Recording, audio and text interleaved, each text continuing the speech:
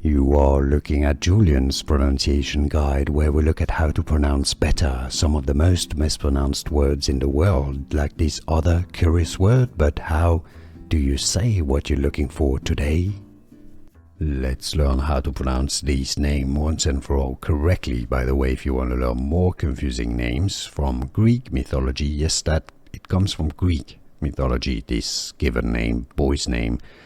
The Greek pronunciation, I believe, would be more as Damon, alright, Damon. But in English, if you're looking for the Greek character, Damon, in English, however, it's normally pronounced, the English pronunciation, Damon. You know, Damon is how it's normally pronounced in English. Here are more videos on how to pronounce more confusing words and names too many mispronounced. Like this video if you found it useful. I appreciate your support. I'll see you soon and thanks for watching.